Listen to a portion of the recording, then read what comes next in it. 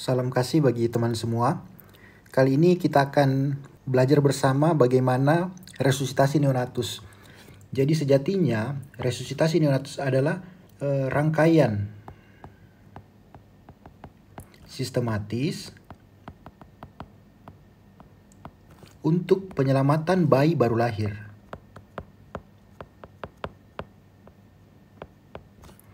Bayi baru lahir. Nah, jadi di dalam video ini nanti saya akan membahas 3 struktur utama. Yang pertama saya akan bahas mengenai pendahuluan dulu. Alasan mengapa ada resusitasi neonatus. Kemudian kita masuk ke dalam intinya, konsep dulu. Konsep resusitasi neonatus. Dan yang terakhir baru kita masuk ke dalam alurnya. Alur saya singkat saja, Resneo. Nah, terutama dalam video ini kita akan bahas alur resusitasi neonatus untuk tahun 2022.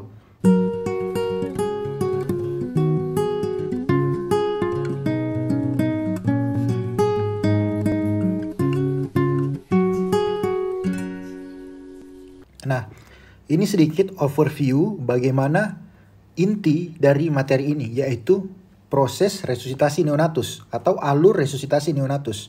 Tapi ini saya tidak akan bahas dulu di sini. Ini hanya sebagai pengingat kepada teman-teman bahwa ini yang akan saya bahas. Jadi teman-teman bisa menyimak konsepnya dulu, kemudian baru bisa mengerti mengenai alur ini. Oke. Sedikit pendahuluan bahwa di Indonesia angka kematian bayi itu 24 per 1000 kelahiran hidup. Sedangkan angka kematian neonatus itu 15 setiap 1000 kelahiran hidup. Sehingga Indonesia itu berada pada peringkat ke-7 AKN atau angka kematian neonatus di dunia.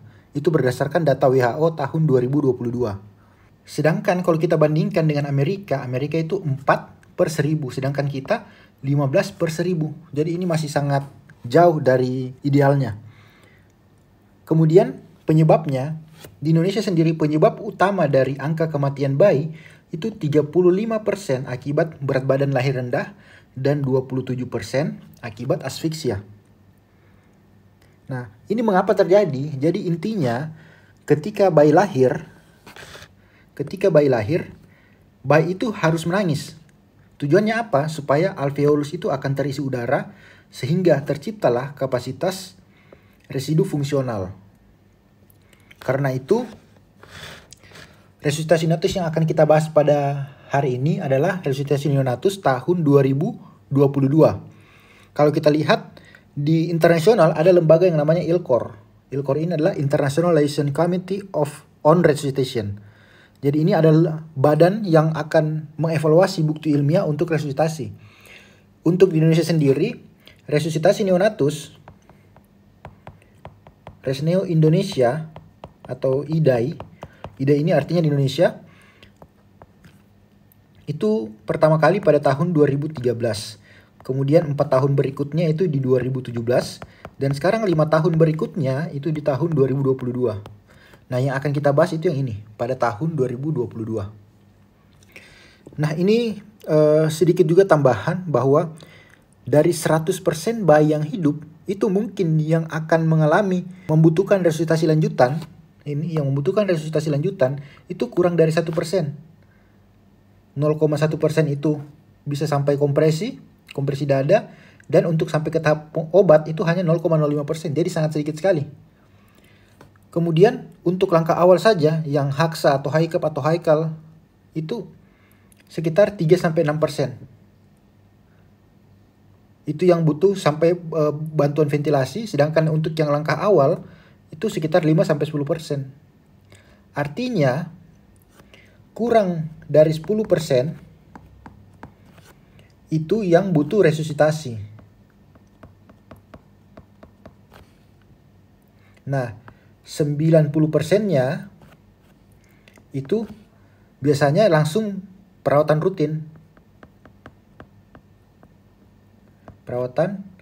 rutin.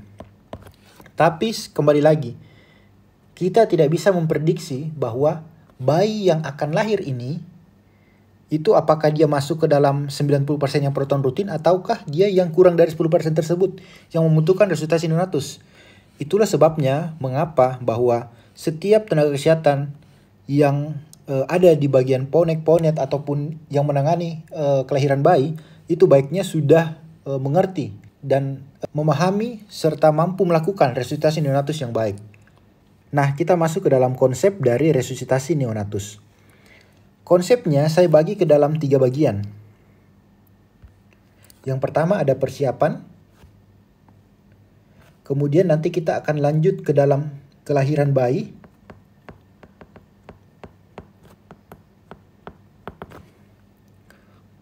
Jadi apa yang kita harus persiapkan dulu, kemudian kelahiran bayi, setelah kelahiran bayi baru namanya pos haksa atau pos langkah awal. Jadi ini 3 bagian besar yang akan saya bahas pada video ini. Ada nanti persiapan, kemudian kelahiran bayi, kemudian pos langkah awal. Untuk persiapan sendiri, ini yang pertama adalah persiapan pasien. Yang kedua adalah persiapan tim. Yang ketiga adalah persiapan alat.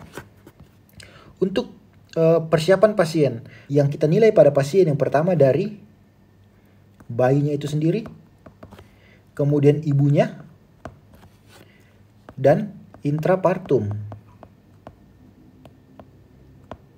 Untuk bayi, kita bisa nilai yang pertama TBJ atau tafsiran berat janin. Kira-kira beratnya apakah masuk di BWLR atau di berat badan normal atau dia sangat rendah atau ekstrim atau yang lainnya. Kemudian kita juga nilai usia gestasi. Apakah dia cukup bulan, kurang bulan, atau lebih bulan, itu bisa dinilai. Kemudian pada ibu kita lihat faktor risiko, apakah ada DM, hipertensi. Kemudian pada intrapartum kita bisa melihat itu mode persalinan. Misalnya apakah dia misalnya jika dia SC maka dia memiliki risiko lebih tinggi untuk terjadinya asfiksia dan membutuhkan langkah untuk resusitasi neonatus. Itu dari pasien. Jadi ada bayi, ada ibu, dan ada intrapartum. Kemudian dari tim. Dari tim ini adalah tim resusitasi. Jadi tim resusitasi ini nanti akan terdiri dari 3 orang. Saya misalkan ini posisi bayi. Seperti ini. Ini kepalanya. Ini badannya, kemudian ini tangannya, jadi seperti ini. Ini misalnya radian warmer seperti ini. Nah, 3 orang yang akan bekerja. Yang pertama satu di sini itu sebagai leader. Ini yang akan berperan untuk airway dan breathing. Itu berada di atas bayi. Kemudian yang di sebelah kiri, nomor 2, ini yang untuk circulation. Jadi nanti untuk kompresi dada atau SpO2 atau penilaian denyut jantung itu di sebelah kiri. Meskipun nanti kadang peran chest compression ini akan direkomendasikan itu untuk di nomor 1 yang melakukan. Kemudian untuk BVM itu dilakukan oleh nomor 2. Nanti kita lihat itu rekomendasi yang baik. Kemudian ada yang nomor 3 itu di sini di sebelah kanan bayi, itu dia untuk akses obat-obatan, akses intravena, dan juga sebagai notulensi. Jadi ada 3 orang yang akan bekerja sebagai tim dalam resusitasi neonatus. Dan mereka harus bekerja secara terkoordinasi, harmonis, efisien, dan time based. Kita harus berpatokan dengan waktu. Nah, pertanyaannya, yang sebagai leader, siapakah yang akan berperan sebagai leader? Idealnya, ini rekomendasi dari IDAI, bahwa jika kita melihat bayinya cukup bulan dan berat lahirnya itu lebih dari 2.500 gram, maka bisa dilakukan oleh dokter umum sebagai leader. Terutama yang sudah mengikuti pelatihan resusitasi neonatus atau resneo. Kemudian jika dia usia gestasi lebih dari 35 minggu dan lebih dari 1.800 atau 1.800 sampai 2.500 gram, itu bisa dilakukan oleh spesialis anak. Nah, jika usia gestasi lebih dari 28 minggu dan berat lahir lebih dari 1000 gram, itu dapat dilaksanakan oleh spesialis anak fellow neonatologi sebagai leadernya. Sedangkan jika untuk semua faktor risiko dan tanpa adanya batasan dari berat lahir, maka itu sebaiknya dilakukan oleh konsultan neonatologi yang berada sebagai leader di sini. Itu ideal rekomendasi dari IDAI. Kemudian alat. Untuk alat kita bisa singkat dengan TABCD. T itu adalah termoregulasi. T, A, B, C, D. T ini adalah termoregulasi. Ini seperti apa? Seperti radian warmer. Di sini ada infant warmer, sarung bayi, sensor suhu, topi, plastik, matras. Itu masuk di termoregulasi. Kemudian untuk A itu airway. Berarti kita butuh seperti suction, kemudian LMA, intubasi, itu masuk di airway. Untuk patensi jalan napas, airway. Kemudian yang B itu breathing. Berarti kita butuh seperti oksigen, kemudian BVM, breathing. Kemudian C circulation. Circulation itu berarti kita butuh. Nah ini. Untuk circulation berarti kita butuh ini. Seperti umbilical catheter, kemudian infus, NaCl, three-way, aboket. Itu masuk di dalam circulation. Kemudian D itu drug. Drugnya itu terutama adalah epinephrine atau adrenalin. Nah, mungkin kita lihat dulu satu persatu. Kita akan lihat satu persatu mulai dari T. T itu termoregulasi. Ada infant warmer. Ini checklist alat yang di sebelah kanan ini adalah checklist alat. Ini ada infant warmer atau kita bisa pakai radian warmer. Radian warmer. Nah, di sini radian warmer idealnya itu pakai bohlam 60 watt dengan jarak dari bayi itu 60 cm dengan suhu itu 34 derajat Celcius. Dengan suhu kamar itu 24 hingga 26 derajat Celcius. Kemudian sarung bayi idealnya kita membutuhkan 4. Karena nanti satu untuk tangkap bayi, kemudian satunya untuk alas, satunya untuk selimut, dan satunya lagi untuk roll, untuk membuat si neonatus berada dalam sniffing position. Kemudian di airway itu tadi seperti suction, kemudian LMA, intubasi dan alat-alat lainnya. Kemudian yang di breathing itu ini ada stetoskop, kemudian flow meter, oxygen blender, BVM, nasal kanul, sungkup, feeding tube, OGT, LMA, oximeter dan lain-lain. Itu masuk dalam breathing. Kemudian dalam sirkulasi itu yang tadi, sirkulasi berarti ada three-way, infus, aboket, NaCl dan lain-lain. Dan drug itu adalah epinefrin yang utama. Epinefrinnya berapa? Ingat, pada bayi resusitasi neonatus kita pakai yang 1:10.000. Berbeda dengan seperti shock anafilaktik yang menggunakan 1:1000. Jadi kita tidak menggunakan yang ini, tapi kita menggunakan ini. Saya akan bahas sedikit epinefrinnya. Epinefrin atau dalam kurung adrenalin. Ini pengobatan yang lanjut jika VTP dan kompresi itu gagal. Tidak berhasil menaikkan heart rate lebih dari 60. Maka kita gunakan obat ini.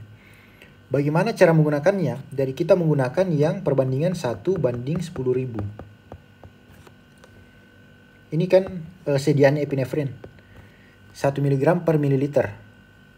Nah, kita mau jadikan 1:10.000. Gimana maksudnya? Jadi nanti ini seperti ini. 1 gram per 10.000. Kelebihan 0 ini 1.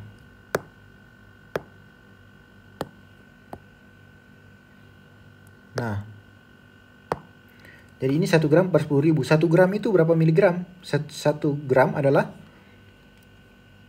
berarti 1000 miligram per 10.000. Maka ini bisa kita coret. Jadi 1 per 10 sama dengan 0,1. Maka kita menggunakan yang 0,1 miligram per mililiter. Nah, sediaan epinefrin itu seperti ini. Maka bagaimana caranya jika kita mau jadikan seperti ini? Caranya adalah 1 cc ini 1 cc ditambah dengan Aquades atau NaCl itu 9 cc. Nah, itu maka terjadilah pengenceran 1 banding 10. Maka terbentuklah epinefrin 1 banding 10.000. Terus berapa yang akan kita berikan? Nanti akan kita lihat pada alurnya yang asli. Jadi kita akan berikan jika via ETT itu 0,5 miligram 0,5 mililiter per kilogram berat badan. Sedangkan jika IV atau IO itu 0,1 sampai 0,3 mililiter per kilogram berat badan. Nah, saya sedikit review kembali. Jadi kita lihat pada tahap persiapan yang kita harus siapkan adalah pasien. Persiapan pasien ada bayi, ibu, dan intrapartum. Kemudian tim itu ada 3 orang. Dan persiapan alat. Alatnya itu T, A, B, C, D. Oke. Sekarang kita masuk di tahap kelahiran bayi. Jadi ketika bayi lahir, kalau pada saat resusitasi neonatus, alur resusitasi neonatus pada tahun 2013 dan 2017, yang ditanyakan hanya apakah dia tidak menangis dan apakah tonus otot lemah. Tapi pada alur resusitasi neonatus yang 2022 ditambahkan dengan prematur. Sehingga untuk kelahiran bayi ada 3 pertanyaan utama yang akan kita tanyakan. Yang pertama, apakah dia prematur, tidak menangis, dan tonus ototnya lemah? Jika tidak, jika semuanya aman, artinya dia cukup bulan, kemudian dia menangis, kemudian tonus ototnya baik, maka kita bisa lanjut ke ini, rawat bersama ibu, atau kita sebut dengan perawatan neonatus esensial. Jadi kita bisa rawat bersama ibu dengan kontak kulit dini. Syaratnya apa? Itu tadi, tonusnya harus baik, usaha napasnya baik, cukup bulan, dan berat badan lahir itu cukup. Dengan syarat juga, persyarat bahwa TTV-nya itu terpantau baik dan suhu kamar itu 24 sampai 26 derajat Celcius. Nah, ketika dia tidak prematur, kemudian dia menangis dan tonus ototnya baik, maka kita bisa berikan perawatan neonatus esensial.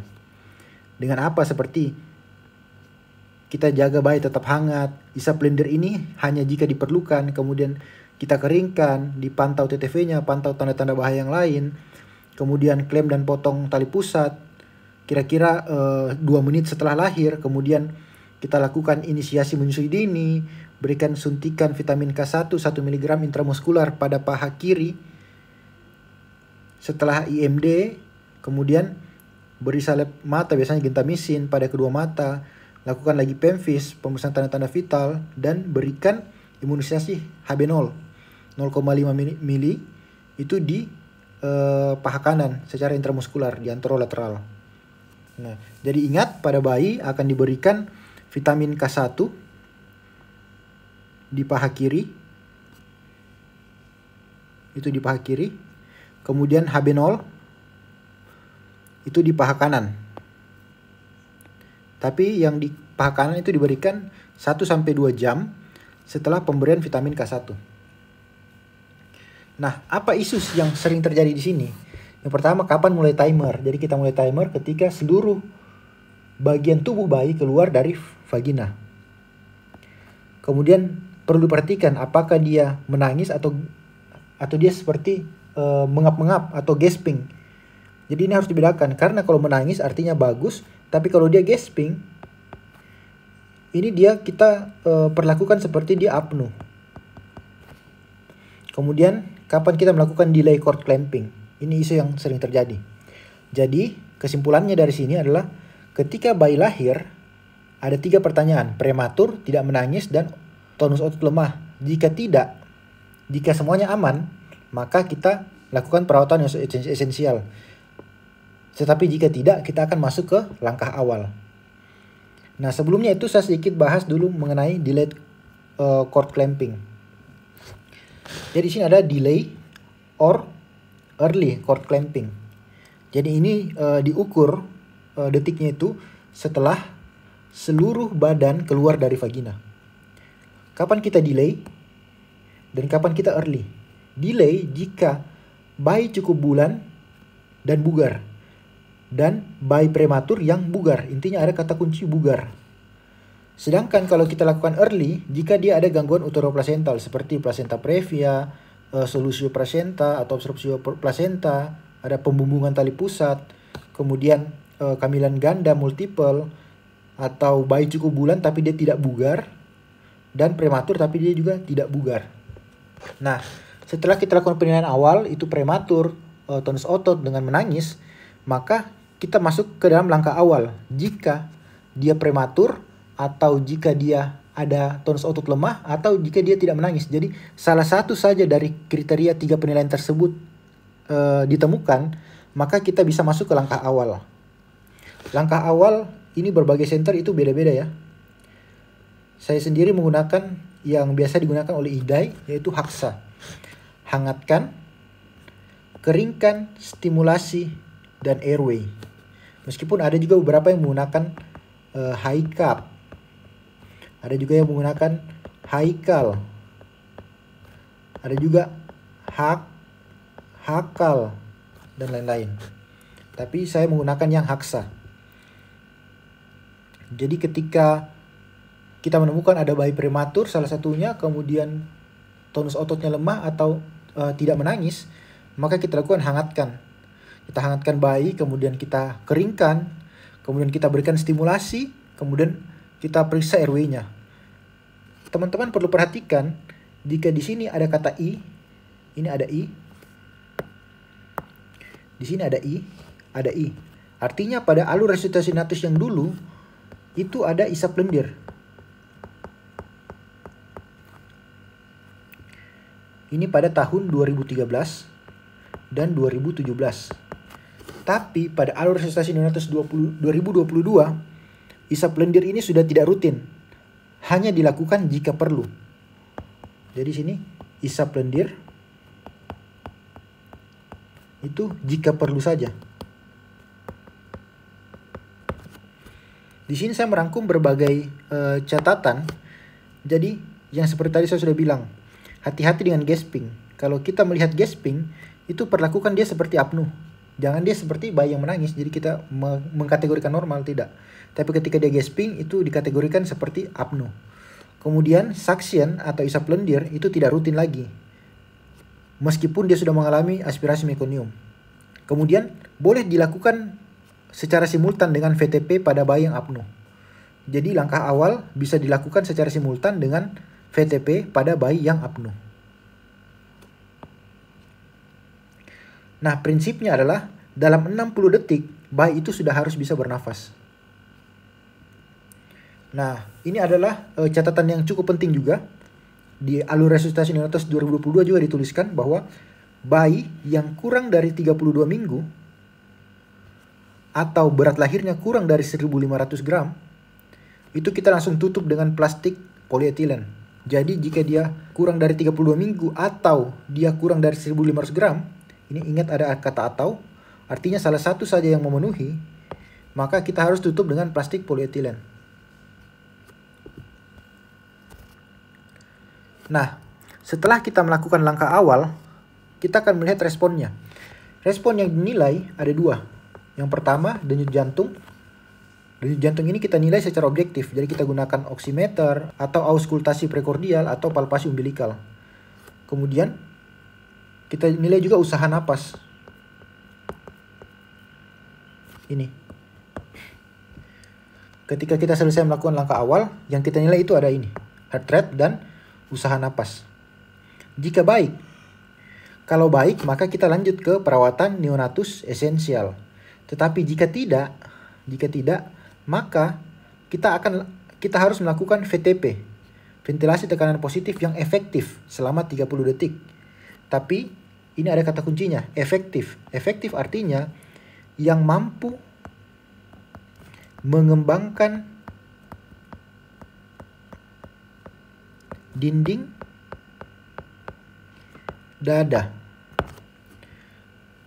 Dan selama 30 detik, tapi kita lakukan evaluasi setiap 15 detik.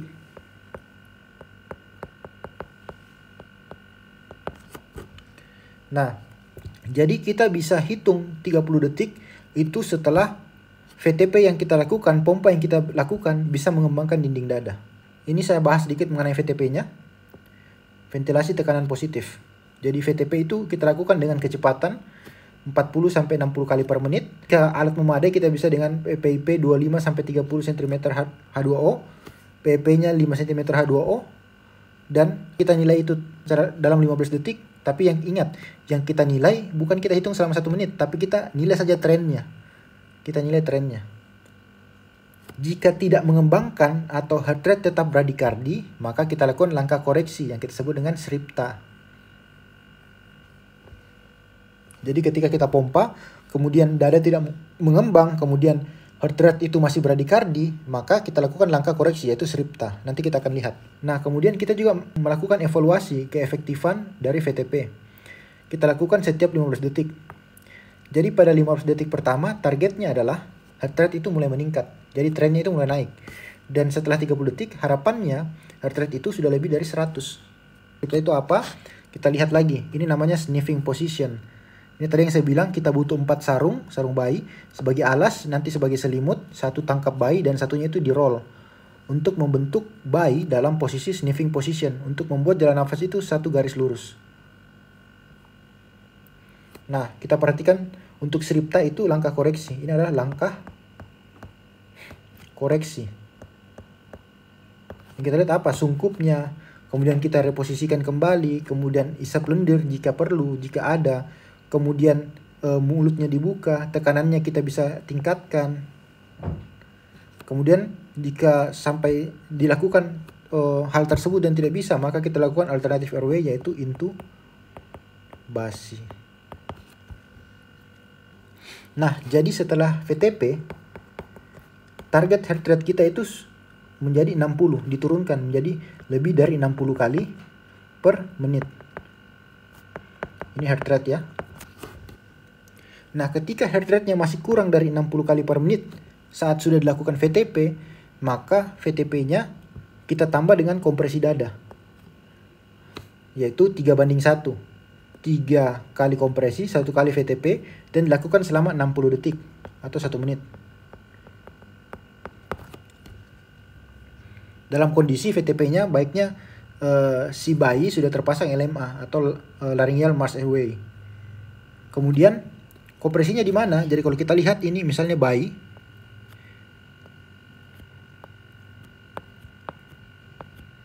Ini ada papila mamanya. Kemudian ini ada sternumnya, ini ada processus hypoideus, ini. Jadi kita tarik garis di sini. Tarik garis di sini, kita ambil di tengah-tengahnya. Jadi kita lakukan kompresi di daerah pertengahan, di atas hypoideus tapi di bawah garis intermamilar. Di sini. Yang melakukan siapa? Kalau kita tahu circulation berada di sebelah kiri. Di nomor 2 sini. Ini nomor 1 di atas, nomor 3 di kanan. Tapi dalam rekomendasi dari IDAI, baiknya untuk melakukan kompresi dilakukan oleh orang yang berada di atas, di nomor 1. Jadi circulation ini bertukar peran. Bertukar peran bukan orangnya yang bertukar, tapi perannya yang ditukar. Jadi ini yang melakukan kompresi. Dan nomor 3 yang tadi obat-obatan notulensi, itu nanti dia berperan untuk melakukan VTP. Jadi akan lakukan VTP dari arah sini. Kemudian kompresi di sini dari arah atas, sehingga nanti misalnya dibutuhkan akses akses vena umbilikal, maka si nomor 2 yang sirkulasi itu bisa melakukan secara bebas. Ini. Jadi rekomendasinya adalah dilakukan oleh orang yang berada di atas kepala untuk ini untuk melakukan kompresi. Jadi yang harusnya tadi ini leader ini adalah sebagai airway dan breathing, tapi dia berganti peran menjadi kompresi. Tapi ingat, bukan orang yang berganti, hanya perannya yang berganti. Kemudian dikompresi seberapa dalam? Dikompresi kurang lebih 1/3 garis antero posterior. Jadi misalnya ini bayi tidur begini seperti ini kita bagi 3. Nah, dikompresi itu hanya sedalam ini saja. 1/3 dari garis antero posterior. Kemudian setelah kita lakukan selama 60 detik VTP dengan kompresi dada, heart rate masih di bawah 60, maka kita lanjut ke tahap drug atau pemberian obat-obatan. Tapi ingat, kompresi dada dan VTP tetap dilakukan tapi ditambah dengan drug. Jadi drug plus kompresi plus VTP. Obatnya apa? Yang tadi ini. Obatnya adalah epinefrin 0,01 sampai 0,03 mg per kilogram berat badan per IV atau IO, atau ETT 0,05 mg per kilogram berat badan. Kemudian infus kita berikan NaCl 0,9% atau salin fisiologis 10 ml per kilogram berat badan. Ini kalau kita jadikan mili berarti 0,1 sampai 0,3 ml per kilogram berat badan. Begitupun juga ini kan dalam 1 mg, tapi karena kita pakai sediaan yang 0,1 mg per ml sudah diencerkan, maka ini nanti menjadi 0,5 ml per kilogram berat badan. Ini alatnya, jadi dari IDA itu sudah bagi untuk yang fasilitas lengkap, yang alatnya apa, kemudian untuk yang fasilitas terbatas itu alatnya apa. Ini untuk pengantar dari CPAP saja, sedikit tambahan bahwa kita akan menggunakan CPAP yang punya tekanan 7 cm H2O. Jadi kalau di tahun 2013 dan 2017 itu hanya dibilang 5 sampai 8. Nah, di tahun 2022 sudah tidak diberikan range tapi langsung ditulis 7 cm H2O. Kemudian setelah 2 sampai 5 menit kita lakukan evaluasi. Jika masih ada retraksi, maka kita naikkan menjadi 8 cm H2O. Jika napasnya sudah nyaman, kita turunkan menjadi 6 cm H2O. Jadi CPAP ini kapan kita lakukan? CPAP ini dilakukan jika bayi ada retraksi, ada merintih, itu kita lakukan CPAP. Sedangkan jika bayinya tidak merintih, tidak retraksi, hanya seperti terlihat cyanosis atau target saturasi itu kurang dari yang idealnya, maka kita lakukan pemberian free flow oksigen atau oksigen bebas.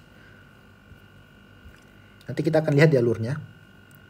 Nah, ini alur resusitasi neonatus Indonesia yang dibuat oleh Ikatan Dokter Anak Indonesia pada tahun 2022. Ini terbagi menjadi 5 blok utama. Jadi di sini ada persiapan. Jadi persiapan apa tadi? Kita ingat persiapan, ada persiapan pasien, tim, dan persiapan alat. Kemudian bayi lahir. Jika ada yang tanda seperti ini, yang kotak seperti ini artinya penilaian. Nah, yang biru-biru seperti ini itu adalah tindakan.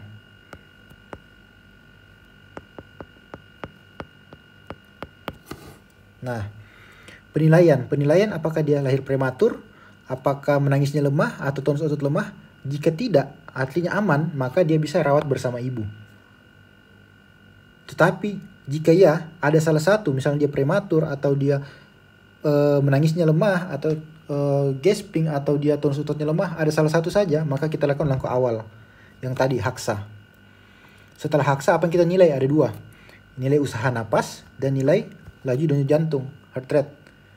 Jika LDJ kurang dari 100 atau ada apnu atau gasping, maka kita lakukan VTP. Tapi jika napasnya spontan dan heart rate lebih dari 100, maka kita melihat lagi apakah dia ada retraksi, merintih atau takipnu. Jika ada, kita lakukan CPAP. Ini yang sudah jelas 7 cm H2O. Jika tidak ada interaksi merintih atau takipnu, kita melihat lagi apakah ada sianosis atau tidak. Target SpO2 tercapai atau tidak. Jika tidak ada sianosis dan target SpO2 tercapai, maka kita rawat bersama ibu. Tetapi jika ada sianosis, maka kita lakukan oksigen aliran bebas atau free flow oksigen. Kemudian jika dengan pemberian oksigen juga dia belum membaik, kita bisa pertimbangkan bahwa adanya kelainan penyakit jantung kongenital atau PJK. Penyakit jantung kongenital. Nah, target SpO2-nya itu seperti apa ini? Ini adalah target SpO2-nya.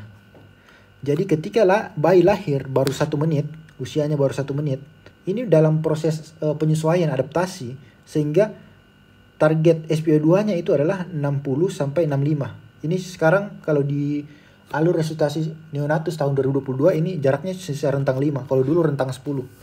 Nah, ini rentang 5. Jadi cara hafalnya gampang. 60 itu 1 menit, kemudian 2 menit 65, sisa tambah 5 saja. Kita pindah ke bagian yang sebelah kiri. Ini ke sebelah kiri ini. Jika sudah dilakukan VTP, kita akan nilai laju denyut jantungnya. Jika dia kurang dari 100, maka kita lakukan langkah koreksi Sripta. Dan setelah dilakukan langkah koreksi, LDJ masih kurang dari 60, maka kita lakukan VTP dengan kompresi dada 1:3 yang tadi. Kita lakukan VTP kompresi dada 1:3. Kemudian dinilai lagi. Jika masih kurang dari 60 kali per menit si heart rate-nya, maka kita lakukan VTP plus kompresi dada plus drug. Drugnya apa? Adalah adrenalin, IV atau intratrakeal. Kenapa di sini dianjurkan IV, hanya IV dan intratrakeal dan IO tidak ada, intraoseus, karena ini ada risiko tinggi.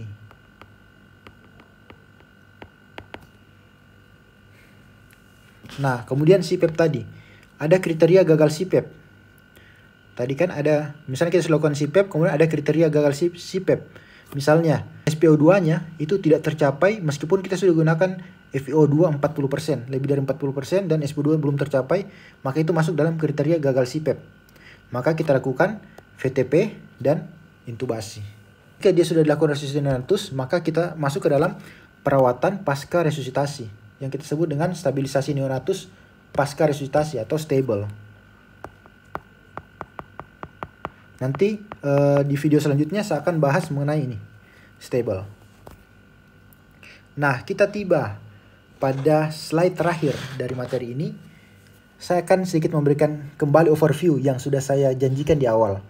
Jadi sebelum itu kita lakukan persiapan tadi.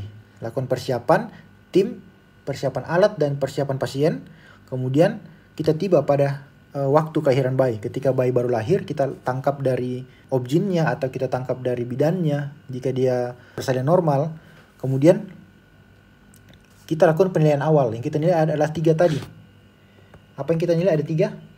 Apakah dia prematur? Kemudian apakah dia tidak menangis? Apakah tonusnya lemah? Otot lemah? Jika ada, maka kita lanjut ke langkah awal atau haksa. Jika ada salah satu dari prematur, tidak menangis, dan tonus otot lemah, maka kita masuk ke dalam langkah awal, yaitu haksa. Jika tidak, semuanya aman, kita masuk ke perawatan neonatus esensial. Kemudian setelah langkah awal yang kita nilai ada 2. Ada heart rate dan usaha napas. Heart rate-nya kurang dari 100 atau usaha napasnya tidak ada atau dia ada apnu, ada gasping, maka lakukan VTP. Setelah VTP masih kurang dari 100, lakukan Sripta, langkah koreksi Sripta. Ketika masih kurang dari 60, maka lakukan VTP dengan kompresi 3:1. Ketika masih kurang juga dari 60, meskipun sudah lakukan VTP dan kompresi, maka kita lanjut pemberian drug epinefrin 0,1 sampai 0,3 ml per kilogram berat badan.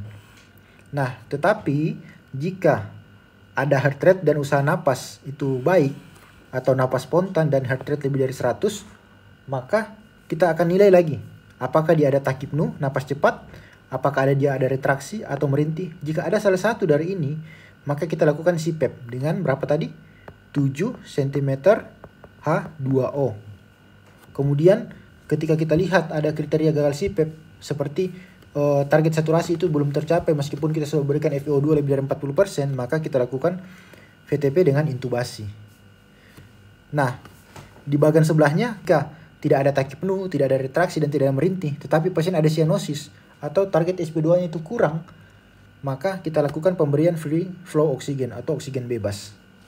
Tetapi jika semuanya tidak ada taki penuh, tidak ada merintih, tidak ada cyanosis, target SP2 bagus, maka langsung kita menuju ke perawatan neonatus esensial. Oke teman-teman, mungkin itu sedikit mengenai resusitasi neonatus.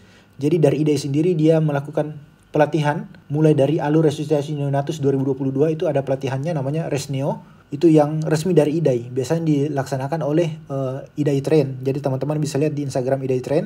Itu memberikan syarat awal bahwa setiap dokter yang menangani persalinan bayi itu baiknya sudah mengerti mengenai langkah awal atau resusitasi neonatus. Terima kasih telah menonton. Semoga bermanfaat.